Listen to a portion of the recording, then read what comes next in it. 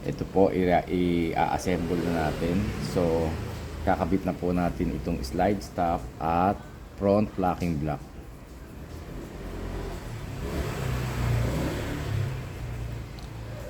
Tagamit.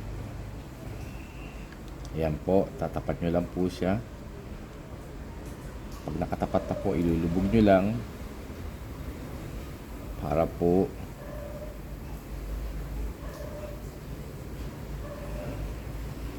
pag po nakalubog na, lagay lang po natin itong trigger pin.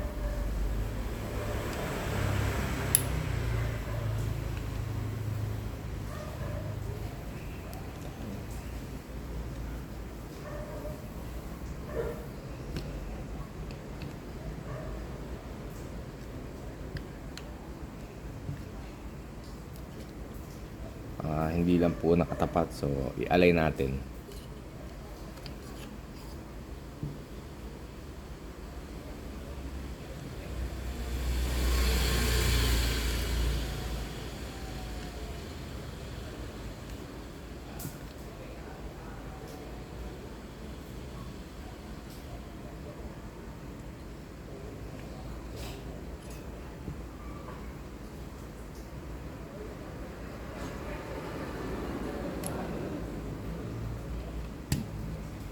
Yan po.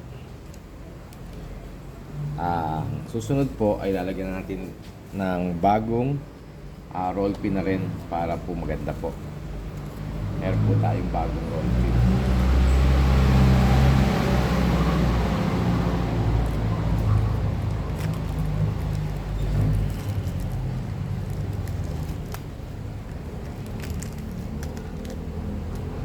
Ito po.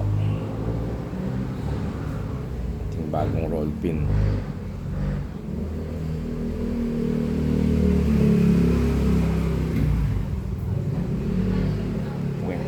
Siya.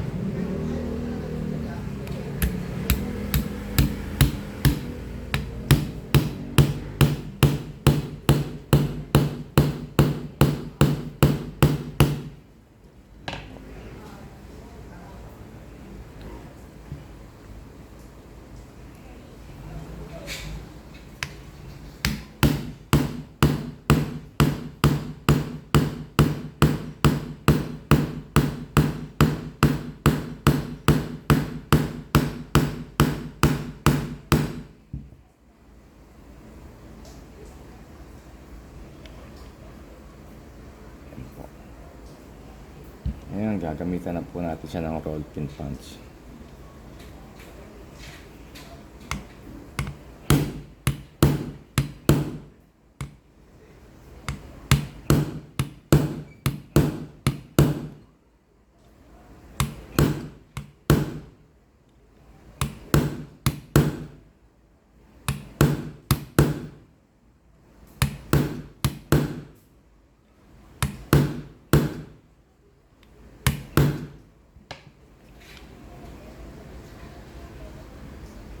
Yan po, pantay na po.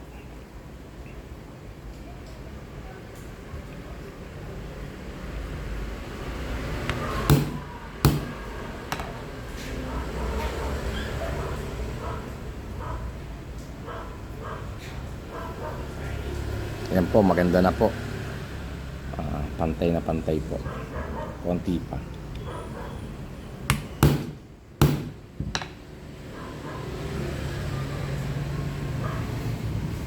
Lock po natin. Yan po. I-assemble na po natin. I-akabit na po natin itong plunger. Sa pagkabit po nito, tatapat nyo po siya dito. Ganyan po. Yan po. Didiin nyo lang po siya. At ito pong plunger, itong takedown lever, meron po yung kawit. Yung kawit po ay nakaharap dito sa shooter. So, paganyan po ang pasok niya. Yan po, paganyan po. Yan po, ganyan po. Diinan nyo lang, slide nyo po dahan-dahan, unti-unti lang po, papasok po yan. Lubog nyo lang po. Ayan po. Ayan po, tapos na. Ngayon, ikakabit na po natin yung slide.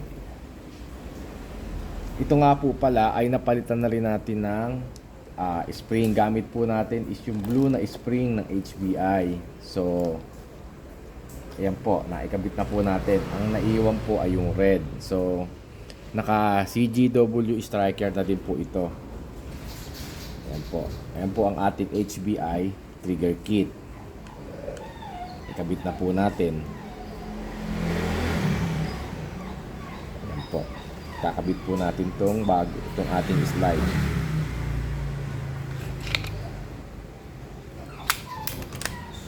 Safety check, empty chamber. Testingin po natin ang trigger pull. Ayan po. Napakaliit po ng slab. Napakaliit po. Ayan po, brake. Napakalambot po. Tingnan lang po natin ang reset. Short reset. Ayan po, define wall. Brake. Okay po. Thank you po.